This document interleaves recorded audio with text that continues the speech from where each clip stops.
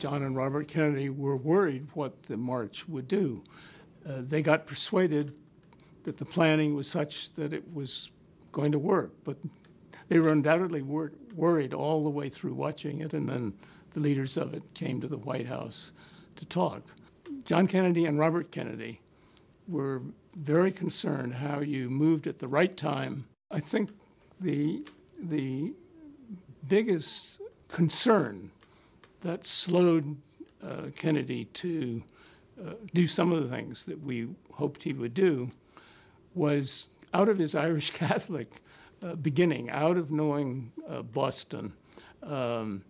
He wasn't as much worried about the backlash in the South, which he knew would happen, but the backlash among the white workers and even his own Irish Catholic colleagues.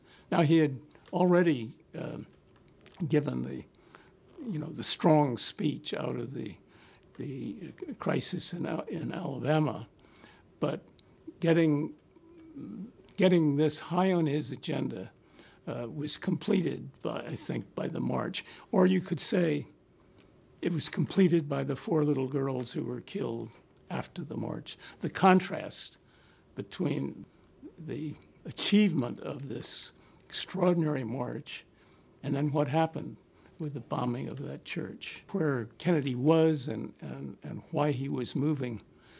His last words as he got on the plane going to Dallas were cheerful because he had gotten the word that the civil rights bill that he had sent up was going to be permitted to go to the floor by the key committee that was blocking it.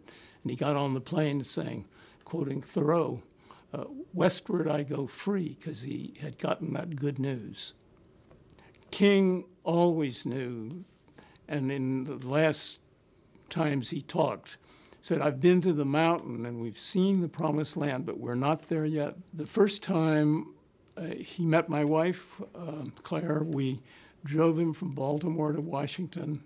And on the way, I was driving. He was strategizing on where we go and how you apply Gandhi. My wife and Coretta King in the back seat were talking. We heard Coretta say, "I've had a nightmare ever since Martin chose this course that he's going to be killed at the end." And Martin turned around to her and said, "Cori, I've told you to put that nightmare away. Think what we can do while we're here." "I didn't choose this," he said. "You know that. I didn't choose it. They asked me to chair the boycott, and I said yes."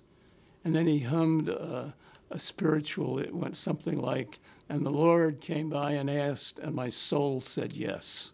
I think the biggest adventure of my life was not when I was on a White House staff or any other thing, or U.S. Senate.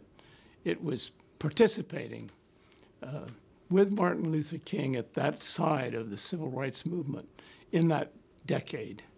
This was a time when this country could have gone into far deeper division than we'd ever known since the Civil War. But it didn't, because we at least took effective action on the 2 fronts of voting rights and public segregation.